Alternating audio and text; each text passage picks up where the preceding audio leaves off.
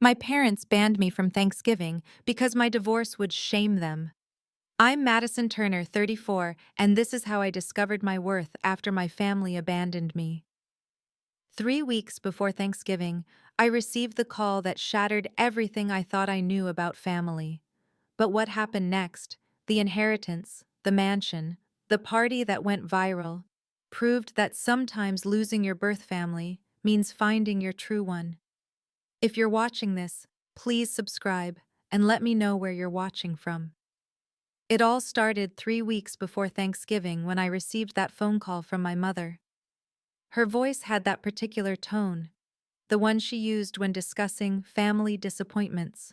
For 8 years, I'd been married to someone who made me feel worthless every single day.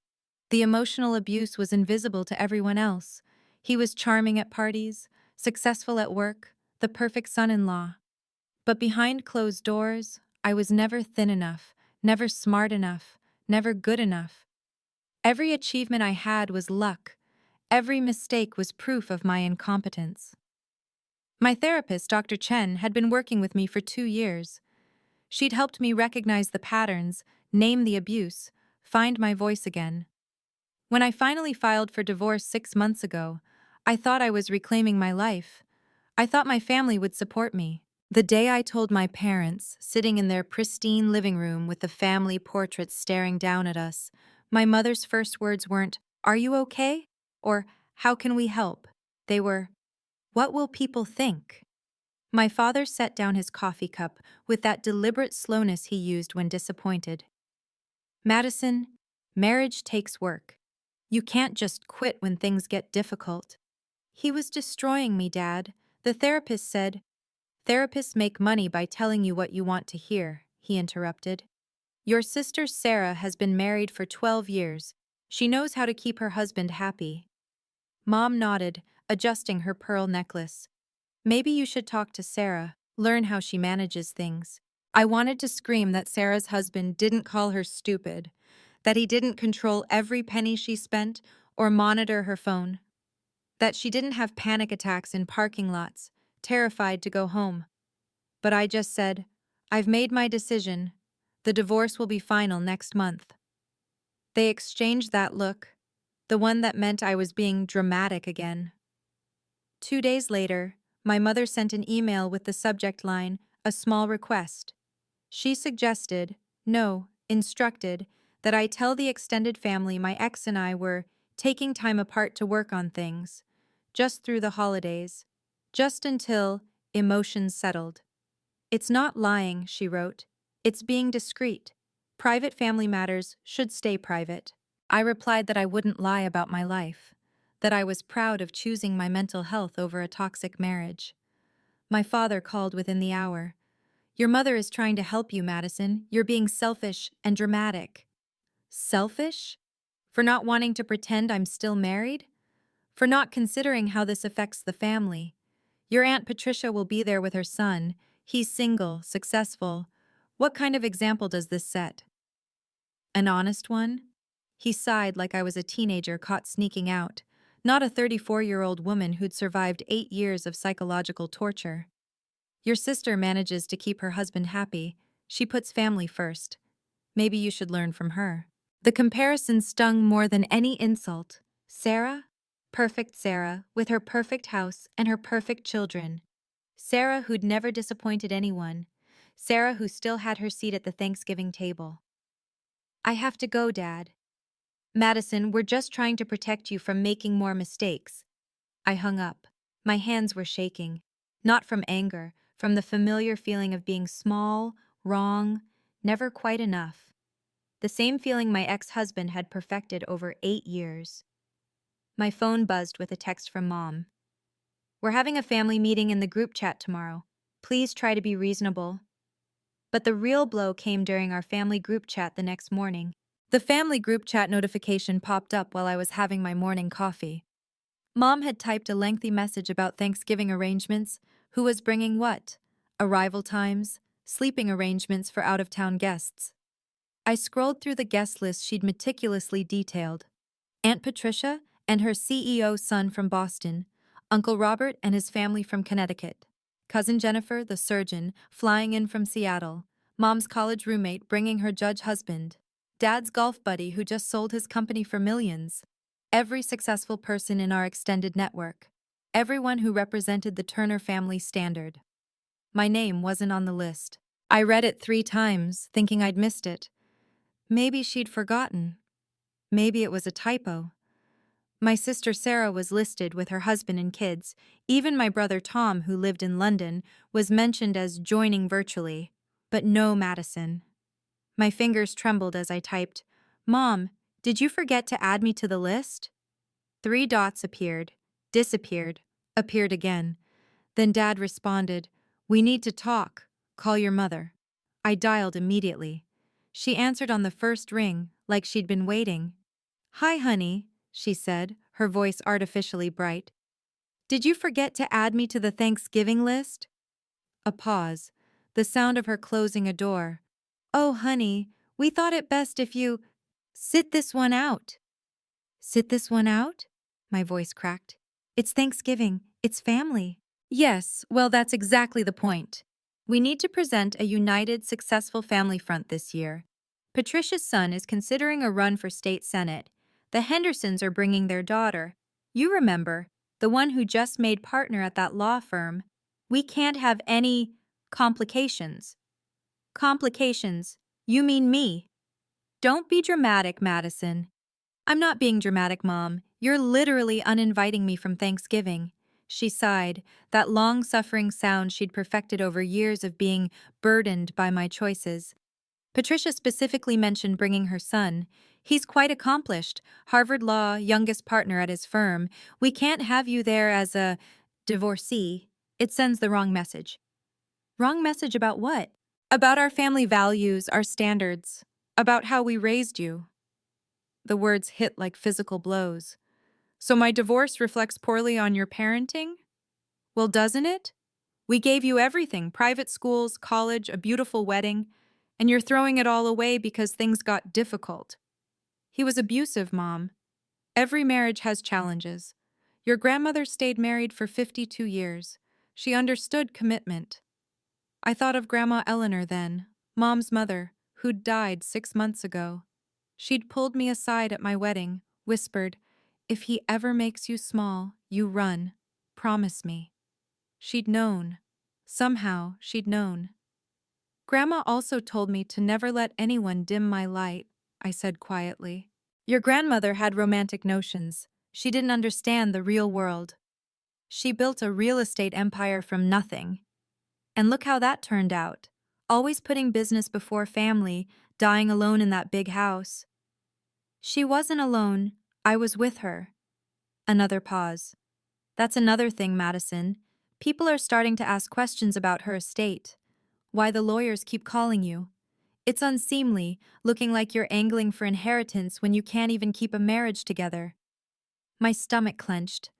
Mom didn't know about my recent meeting with Grandma's lawyer, the one I'd been postponing because of the divorce proceedings. I have to go, Mom. We're doing this for your own good, Madison.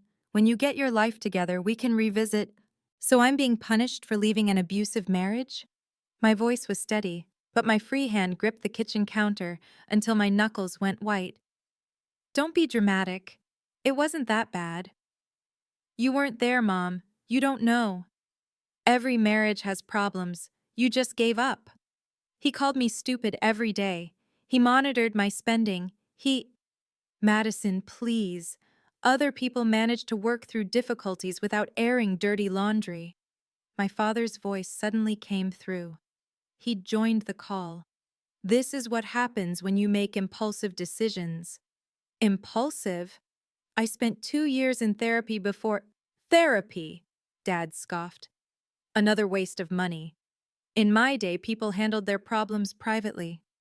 In your day, women suffered in silence. They understood commitment. Winners don't quit, Madison. They make it work. Even if it destroys them? You're being melodramatic again, Mom interjected. This is exactly why we can't have you at Thanksgiving. This negative energy, this victim mentality. Victim mentality? I laughed, but it came out sharp, bitter. I'm finally standing up for myself. You're embarrassing the family, Dad said flatly. The Turners don't divorce. We persevere. The Turners also don't abandon their children. We're not abandoning you. We're giving you consequences for your choices. My choice to save my own life? Your choice to quit when things got hard, Mom corrected. Sarah's marriage isn't perfect, but she makes it work. She thinks about the family reputation. Sarah's husband doesn't abuse her. How do you know? She doesn't air her problems to everyone who'll listen. The implication hung there, that maybe everyone's marriage was secretly miserable, and I was just too weak to endure it like a proper Turner woman should. I'm your daughter, I said, my voice breaking despite my best efforts. I need my family. The silence stretched so long I wondered if they'd hung up. I could hear Mom breathing, Dad clearing his throat, the grandfather clock in their hallway chiming in the background. Finally, Dad spoke. You made your choice. Now live with the consequences. My choice was survival. Your choice was selfishness, Mom corrected. Thinking only about yourself, not about how this affects everyone else. Thanksgiving is supposed to be about family coming together. Family is about loyalty, she interrupted. You broke that when you decided your personal happiness was more important than our reputation. Mom, please. It's one dinner. I'll sit at the far end of the table. I won't even talk about the divorce. And when Patricia asks about your husband? When the Hendersons want to know what he's doing these days? What then? I'll say we're divorced, like an adult, because it's the truth. The truth, Dad said slowly, is that you're an embarrassment. Maybe if you'd tried harder, we wouldn't be having this conversation. Each word was a calculated blow, designed to hit where I was weakest. The same spots my ex-husband had targeted for 8 years. Not good enough, not trying hard enough. An embarrassment. I did try. For 8 years I tried. Not hard enough, apparently, Mom said. I closed my eyes, summoning strength I didn't know I had. So what happens at Christmas? My birthday? Every family gathering? When you get your life together, when you can contribute positively to family events, we'll reconsider. Contribute positively? What does that even mean? You know what it means, Madison. When you have something to be proud of again. Then Dad said something that changed everything. Until you get your life together, Dad said with cold finality, it's best you stay away from family events. The words hung in the air like a judge's sentence. Stay away from family. We've already told everyone you're traveling for work, Mom added quickly, like she was doing me a favor. You're already lying about me? My voice came out strangled. We're protecting the family reputation. Patricia doesn't need to know about your situation. Neither do the Hendersons or anyone else. So I just disappear, like I never existed? Don't be dramatic. It's temporary, just until you sort yourself out. Sort myself out, I repeated numbly. You mean find another husband? Pretend the abuse never happened? We mean become someone we can be proud of again, Dad said. Again. Like there was a before, when they were proud. But thinking back, I couldn't remember when that was. When I graduated summa cum laude, they complained I should have gone to an Ivy League. When I got promoted to senior accountant, they asked why I wasn't a partner yet. When I married, they critiqued every wedding detail. We'll let you know when you're welcome back, Mom said, like she was discussing a suspended club membership, not her daughter's place in the family. Don't do this, I whispered. You did this, Madison. Actions have consequences. My action was leaving an abusive. The line went dead. They'd hung up. I stared at my phone, waiting for it to ring, for them to call back, say it was too harsh, that of course I was welcome at Thanksgiving. 5 minutes passed. 10, 20. The silence was deafening. Final. I realized this wasn't the first time they'd been ashamed of me. It was just the first time they'd admitted it out loud. If you've ever felt rejected by family for being your authentic self, please hit that like button. Your support means everything, and it helps others find stories like this. Also, share in the comments. Have you ever had to choose between family approval and your own well-being? I read every single comment, and I promise you're not alone in this. Now, what happened next was something nobody saw coming. That night, I couldn't sleep. I kept thinking about Grandma Eleanor, who'd died 6 months earlier, just as my marriage was crumbling. She'd been different from the rest of the family, a self-made real estate mogul who'd built her empire from a single rental property in the 1970s. While Mom criticized my career choices, Grandma celebrated every small win. When Dad compared me to Sarah, Grandma would wink and say, "Your parents see price tags, not people." She'd been the only one who noticed the changes in me after I got married. The way I stopped speaking up at dinners, how I always looked to my husband before answering questions, the weight I lost because he monitored everything I ate. "Never let them dim your light, sweetheart," she'd told me during what became our last conversation. She was in the hospital, her hand surprisingly strong as she gripped mine. "Not your husband, not even your parents. Promise me." I'd promised, tears streaming down my face. "There's something else," she'd whispered, glancing at the door to make sure we were alone. "I've made arrangements. Mr. Harrison has all the details. When you're ready, really ready to start fresh, go see him." I'd been so focused on her health, then the funeral, then my divorce proceedings, that I'd pushed her words aside. Her lawyer, Mr. Harrison, had called several times, but I'd asked him to wait until my life was less chaotic. Now, sitting in my empty apartment, banned from my own family's Thanksgiving, I wondered what Grandma had meant. She'd always said she'd take care of me, but I'd assumed she meant emotionally, spiritually. My phone buzzed, a text from an unknown number. "Ms. Turner, this is James Harrison. Your grandmother insisted I reach out again. When you're ready, I have something important to discuss." I called Rachel, my divorce lawyer, who'd become more than just legal counsel over the past 6 months. She'd held my hand through depositions, coached me through mediation, and never once judged me for staying as long as I had. "They banned you from Thanksgiving?" Her voice went sharp with anger when I told her. "Madison, that's emotional abuse. They say it's consequences for my choices." "Bullshit. Sorry, but it is. You left an abusive marriage. Any normal parent would be proud of your courage." I laughed, but it came out watery. "You haven't met the Turners. We don't divorce. We persevere." "You mean you suffer prettily so they can maintain their image?" "Exactly." Rachel was quiet for a moment. "You know what? Screw them. Have Thanksgiving with people who actually care about you." "All three of them?" I tried to joke, but the loneliness was crushing. "You have more people who care than you think," she said, and something in her tone made me pay attention. "Madison, can I be frank?" "Always." "Your grandmother contacted me before she passed. She wanted to make sure you had good representation for the divorce." "What? But I found you through that website recommendation?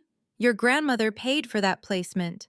She also covered your retainer through a trust." I sat down hard. "She what?" "She knew you'd need help. Real help. Not the kind your parents offer with strings attached. She said, and I quote, 'Family isn't always blood. Madison needs to learn that.'" Tears burned my eyes. Even in death, Grandma was still protecting me. "There's more, isn't there?" I asked, thinking of Mr. Harrison's texts. "That's not for me to say. But Madison, go see Harrison, soon."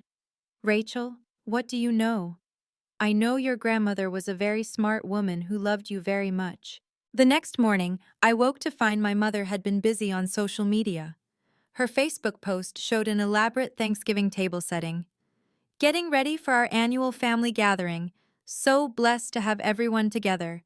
Hashtag family first. Had grateful." She'd tagged everyone. Sarah and her husband, Tom in London, Aunt Patricia, Uncle Robert, even cousins I hadn't seen in years. Everyone except me. The comments poured in. "Can't wait," from Aunt Patricia. "Beautiful as always," from Mom's church friends. Then one that made my stomach drop. Will Madison be there? Haven't seen her in ages. From our former neighbor. Mom's reply was swift. She's focusing on her career right now. You know Madison, always so driven, not abandoned, not banned, driven. My phone rang. Sarah. I saw Mom's post, she said without preamble. And? And I think it's wrong. What they're doing. For a moment, hope bloomed. Really? But Madison. She paused, and I knew what was coming. Maybe if you just apologized, told them you're working on yourself, made an effort. An effort to what? Pretend I'm still married? An effort to repair the relationship. Family is everything. Family is supposed to support you, Sarah. They're protecting you from judgment. You know how people talk. They're protecting themselves. Sarah sighed. I have to go. The kids need lunch. But Madison? Think about apologizing. It's just words. She hung up, leaving me staring at Mom's Facebook post. 63 likes now. A dozen comments about their perfect family. My phone buzzed with another notification. Mom had posted a photo from last year's Thanksgiving. All of us around the table, including me with my ex-husband, smiling like the perfect family we never were. The caption? Traditions are what keep families strong. #memories. It was like I was being erased in real time. I couldn't take it anymore. I called Mr. Harrison's office. Ms. Turner, his secretary said warmly, he's been expecting you. Can you come in this afternoon? 2 hours later, I sat in a mahogany-paneled office across from James Harrison, a dignified man in his 60s who'd handled Grandma's affairs for 30 years. Your grandmother, he began, pulling out a thick folder, left very specific instructions. She said you'd come when you truly needed it, not before. I think I truly need it now, I said, my voice small. He smiled kindly. Eleanor predicted the timeline almost exactly. She said 6 months after her passing, give or take. She knew? She knew your parents better than they knew themselves. She also knew you'd need more than emotional support to break free. He handed me an envelope, cream-colored, expensive. My name was written across it in Grandma's distinctive handwriting. She said to open it when you were ready to choose yourself over them. My hands shook as I opened the seal. Inside was a single key and a letter. My dearest Madison, I read aloud. If you're reading this, they've finally shown you who they really are. Don't let them make you small. You were meant to shine. The key is to your inheritance. Not just money, honey, but freedom. The house on Rosewood Drive is yours. Yes, that house. The one your mother always envied. Live loudly, love freely, and never apologize for taking up space. All my love, Grandma. I looked up at Mr. Harrison, tears streaming. The Rosewood house? But that's worth $2.8 million at current market value, plus a trust fund of $500,000 for, and I quote, new beginnings and middle fingers to anyone who deserves them. She didn't actually say that. She absolutely did. Lee, 2.8 million, I repeated, the words not feeling real. The Rosewood house. Mr. Harrison slid a folder across the desk. 6 bedrooms, 4 baths, fully paid off. The taxes and maintenance are covered by a separate trust for the next 10 years. Your grandmother wanted to ensure you'd never be financially vulnerable again. I opened the folder with trembling hands. There it was. The mansion in Westchester County's most exclusive neighborhood. The one Mom had dragged us to see every Christmas when they did the holiday home tours. She'd always pause at the gate saying, someday, when your father makes senior partner. But Dad never made senior partner. And Grandma had owned this house the entire time. She bought it 15 years ago as an investment, Mr. Harrison explained. Rented it to diplomats, tech executives. It's been vacant for 3 months, waiting for you. Mom doesn't know? Your grandmother was very private about her holdings. Your parents knew she had money, but not the extent. Eleanor built her empire quietly, strategically. There was another document in the folder. What's this? Ah, that's the trust fund details. 500,000, accessible immediately. Your grandmother called it your freedom fund. She also left a list of financial advisors, therapists who specialize in family trauma, and, he smiled, a party planner. A party planner? Her note says, for when you're ready to show them what they're missing. Even from beyond, Grandma was playing chess while everyone else played checkers. There's one condition, Mr. Harrison added. You can never give your parents money from this inheritance. Not a loan, not a gift, nothing. She was very specific. They'd never ask, I started, then stopped. Wouldn't they? If they knew? Your grandmother protected you even from future guilt. She knew them well. I moved into the Rosewood house 3 days later. Walking through those massive oak doors felt like stepping into a different life. My life, finally. The foyer alone was bigger than my entire apartment. Sunlight streamed through floor-to-ceiling windows, illuminating marble floors Mom would have killed for. That night, I sat in my new kitchen, all Viking appliances and Italian marble, and made a decision. If my family wanted to erase me from Thanksgiving, I'd create my own. I started a group text with Rachel and the few friends who'd stood by me through the divorce. Thanksgiving at my new place. No drama, no judgment, just good food and chosen family. Rachel responded immediately. I'm bringing wine. Lots of wine. Then something unexpected happened. My phone kept pinging. My colleague Janet.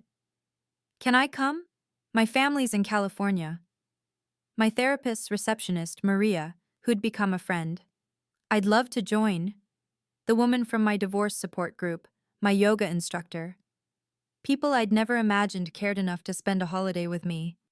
Within 2 days, I had 29 confirmations. I hired Charlotte's Catering, the same company Mom always tried to book but could never afford. Ordered flowers from the boutique florist on Main Street. Bought crystal glasses and china place settings that would make Mom's good dishes look like paper plates. The party planner Grandma had recommended, David, was a miracle worker. Elegant but warm, I told him. I want people to feel welcomed, celebrated. Not tolerated? He asked with a knowing smile. Exactly. Your grandmother said you'd say that.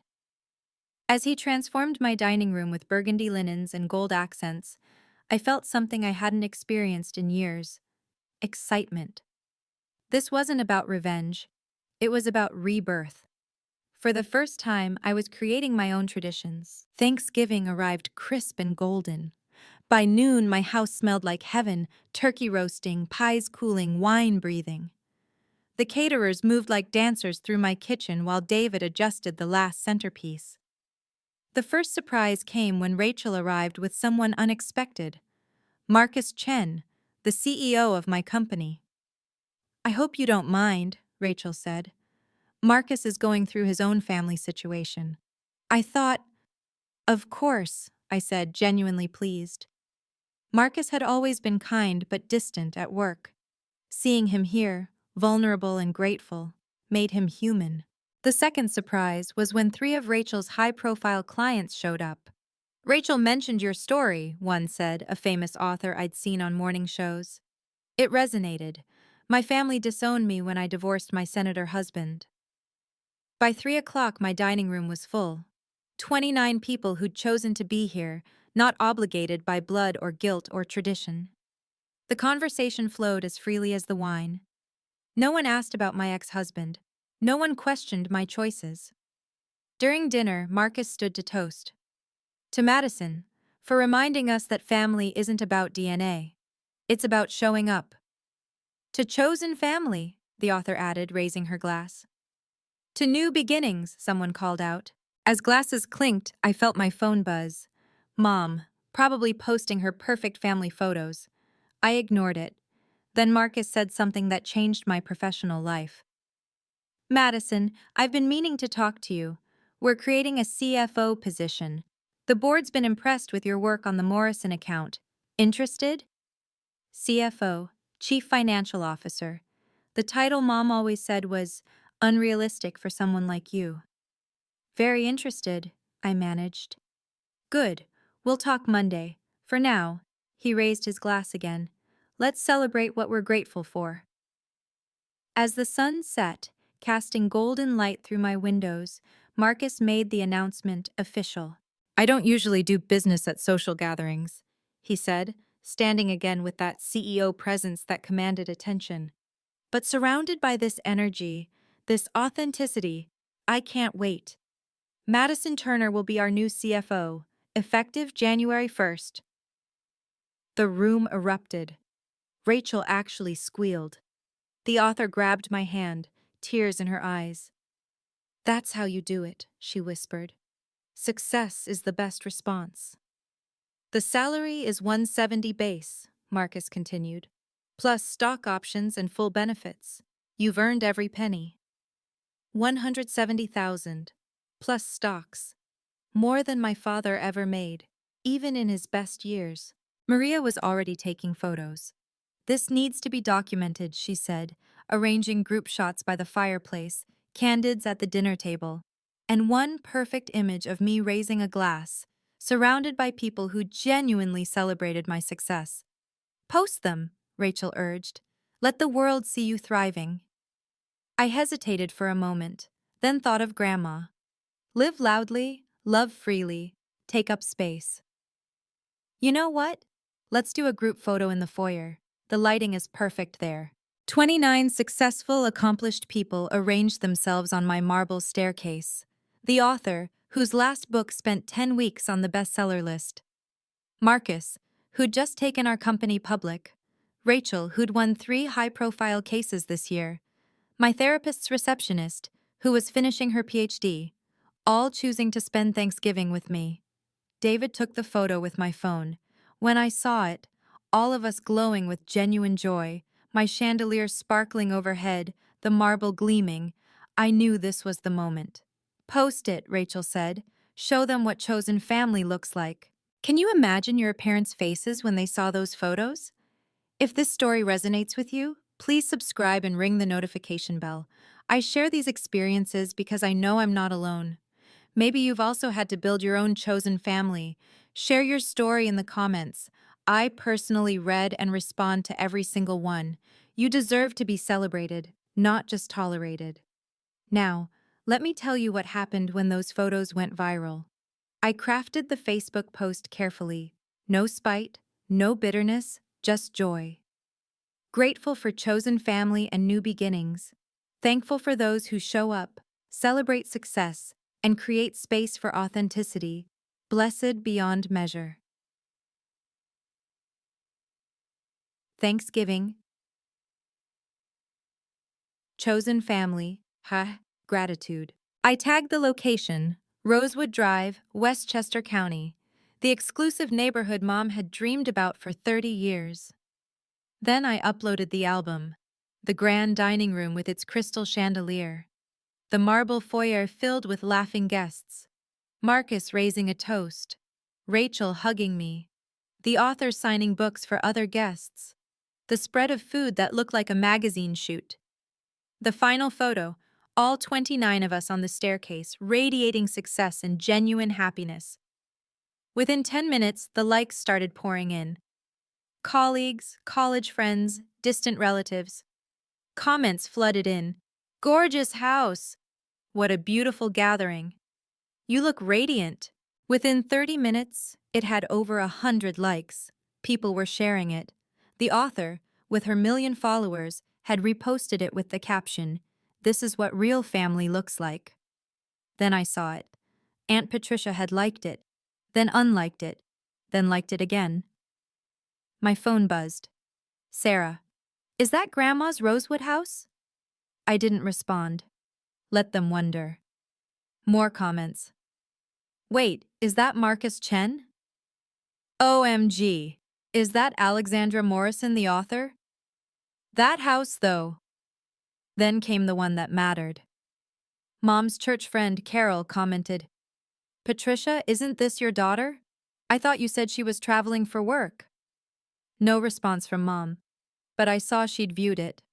The little seen by indicator showed both my parents had looked at every single photo. My phone started ringing, Mom calling.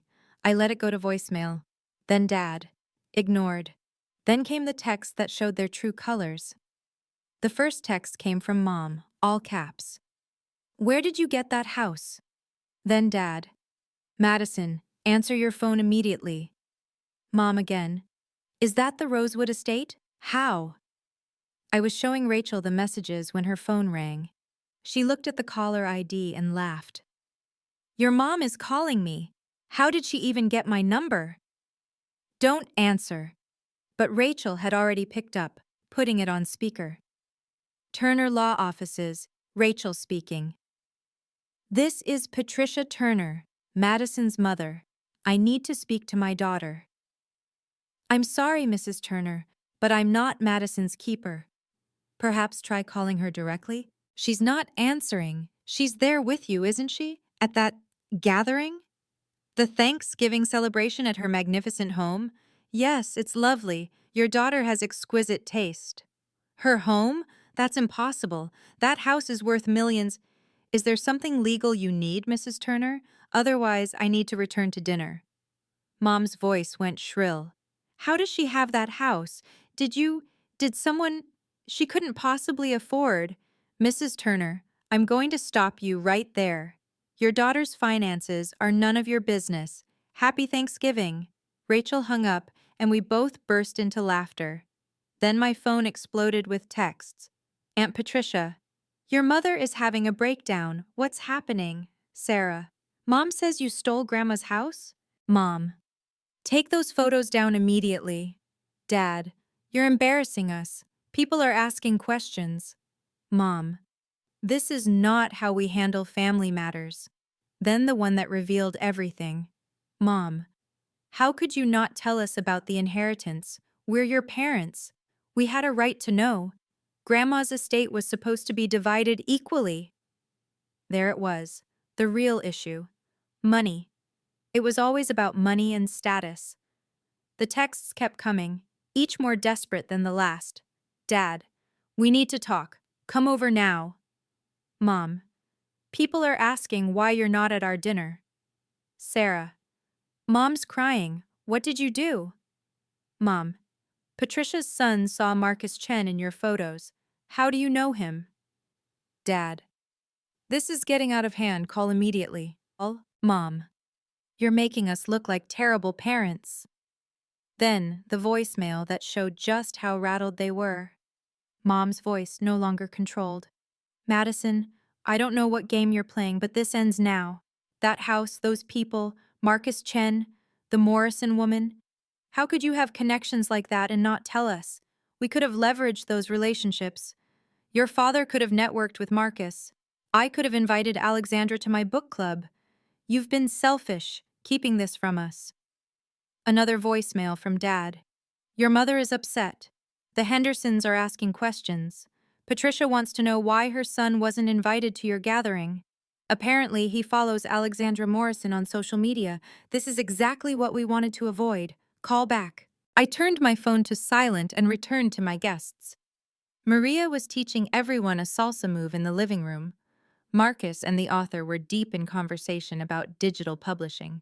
Rachel was opening another bottle of wine, laughing at something someone said. Everything okay? Marcus asked, noticing me checking my phone. Perfect, I said, and meant it. Absolutely perfect. As if on cue, David appeared with his camera. Golden hour light in the library. Who wants photos?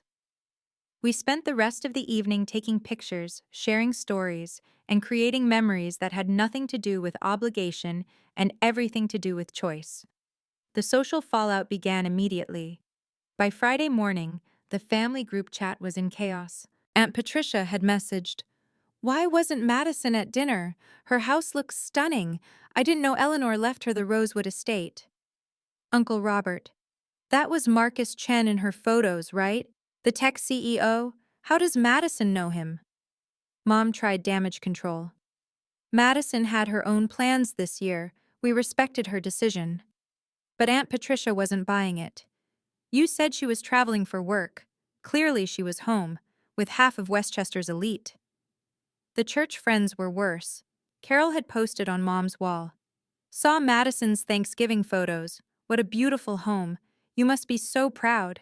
Though surprised you weren't there? Mom's response was weak. We celebrated separately this year. Different schedules. But people kept pushing. But it's Thanksgiving, and she lives 20 minutes away? At her book club, Mom discovered 3 members had already reached out to Alexandra Morrison about speaking at their events. We saw she's friends with your daughter. Could you introduce us? Mom had to admit she couldn't. Dad faced his own humiliation. His golf buddy Ted called, saw your daughter's promotion announcement, CFO at Chen's company. That's incredible. You must be thrilled. Hey, think Madison could put in a word for my son? Dad had no idea about the promotion until that moment. Sarah texted me privately. Mom's lost 3 charity committee positions. People think she lied about you traveling. Patricia's telling everyone you must have cut them off for a reason. The irony was delicious. They'd tried to protect their reputation by excluding me. Instead, my absence from their table while hosting successful people at a mansion raised more questions than my divorce ever would have. 3 days after Thanksgiving, I received a long email from my mother. The subject line, moving forward as a family. Dear Madison, after reflection, we may have been hasty in our Thanksgiving decision. Families should stick together through everything, including misunderstandings. Your grandmother's house is lovely. We had no idea she'd left you such a substantial inheritance. As your parents, we should have been informed about these arrangements. Nevertheless, we're willing to move past this miscommunication. We'd like to invite you for Christmas dinner. You could bring 1 or 2 of your new friends, perhaps Marcus or Alexandra. Your father has some business ventures that could benefit from such connections. Also, we should discuss the estate.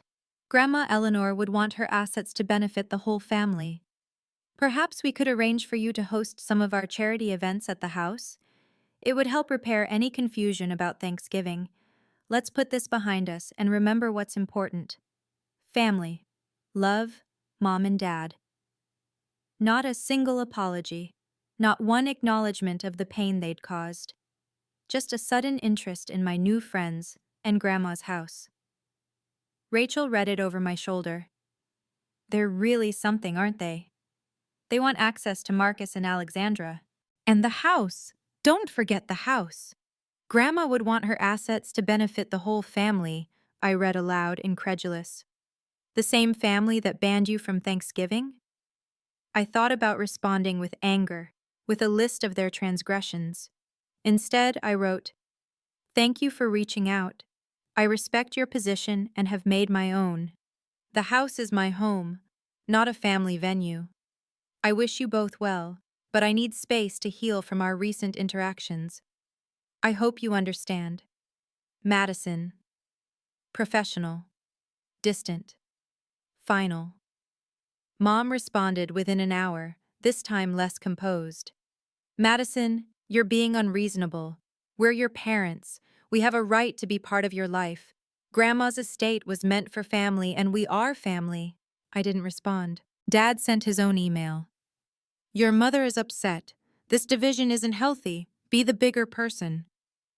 I didn't respond to that either. Sarah called, but I let it go to voicemail. Madison, please. Mom's telling everyone you've been manipulated by your new friends. She's saying the divorce changed you, that you're not yourself. Just come to Christmas. Pretend things are normal. Pretend. Always pretending with them. I sent one final message to the family group chat. I understand everyone has questions about Thanksgiving. I'm building a life where I'm valued, not tolerated. I hosted my own celebration with people who support and celebrate my choices. I wish you all well, but I need distance to heal and grow. Please respect my boundaries. Then I left the group chat. My phone immediately exploded with individual messages, but I didn't read them. Instead, I sat in my library in my house, and wrote thank you cards to everyone who'd attended my Thanksgiving. To Marcus, thank you for seeing my potential when my own family couldn't. To Rachel, Thank you for showing me that family isn't always blood. To Alexandra. Thank you for reminding me that success is the best response. Each card was a small act of choosing my new life over my old one. That evening, as I placed the cards in my mailbox, I saw my reflection in the hallway mirror. For the first time in years, I recognized the woman staring back. She looked like someone Grandma would be proud of. 6 months later, I stood in my office. Corner suite, floor-to-ceiling windows overlooking the city. The CFO nameplate on my desk still made me smile. My life had transformed completely. Monthly dinners at the Rosewood House had become legendary among my circle. Rachel brought clients, Marcus brought investors, Alexandra brought artist friends. My therapist, Dr. Chen, had helped me process not just the divorce trauma, but decades of family dysfunction. You were trained to accept crumbs, she'd said. Now you're learning you deserve the whole feast. My parents still sent cards for birthdays and holidays. Formal, stilted things that always ended with hints about reconciliation and family unity. I responded with polite thank yous and nothing more. Sarah had visited once, alone, on a random Tuesday. She'd walked through my house with wide eyes, fingering the marble countertops, staring at the art Grandma had collected. I didn't know it was this bad, she'd said quietly. What Mom and Dad did. I didn't understand until I saw what you built without them. It wasn't about building without them, I'd corrected. It was about building for myself. She'd nodded, tears in her eyes. I'm still not brave enough to stand up to them. That's okay. We all move at our own pace. The company had just announced my first major acquisition as CFO. The press release went out that morning. By noon, I had a text from Dad. Saw the news. Proud of you. 2 years ago, those words would have meant everything. Now, they were just words from someone who'd only valued me when I became valuable to others. I didn't respond. Instead, I called Rachel. Monthly dinner this Friday? Wouldn't miss it. My new client wants to meet you, actually. She's leaving a 30-year marriage. Bring her. We have space for everyone who needs it. Looking back now, I realize the inheritance wasn't just money and property. Grandma Eleanor left me something far more valuable. Permission to choose myself. Not everyone gets a $2.8 million house when they stand up to toxic family. But everyone deserves basic respect, genuine support, and the freedom to leave tables where they're only tolerated. Setting boundaries isn't cruel. It's necessary. My parents weren't evil people, just limited ones. They could only love in the language they knew: achievement, status, appearances. When I stopped speaking that language, they couldn't hear me anymore. The hardest truth I learned? Sometimes the family you're born into isn't the family you're meant to keep. That doesn't make you broken or bitter. It makes you brave. Chosen family isn't a consolation prize for those who can't make it work with blood relatives. It's a deliberate construction of love, built on mutual respect, shared values, and genuine celebration of each other's growth. My house is full now. Not just on holidays, but random Tuesdays, quiet Sundays, whenever someone needs a soft place to land. The door is open to anyone building themselves back up, anyone who's been told they're too much or not enough. Success wasn't about proving my parents wrong, it was about proving Grandma right. She saw who I could become when I stopped making myself small for people who claimed to love me. Don't let them dim your light, she'd said. I didn't. I couldn't. Not anymore. Your worth isn't determined by family approval. You deserve to be celebrated, not just tolerated. And if that means building your own table instead of begging for scraps at theirs, build the most beautiful damn table you can. You deserve a seat at it. Eat. If this story touched your heart, please like and subscribe. Your support helps me share these important messages about setting boundaries and finding your worth. Have you ever had to choose between family expectations and your own happiness? Share in the comments. You're not alone. I read every story and reply personally. Remember, You deserve to be celebrated, not just tolerated. Check out my next video about rebuilding after family betrayal. Until then, stay strong and keep choosing yourself. You're worthy of love exactly as you are.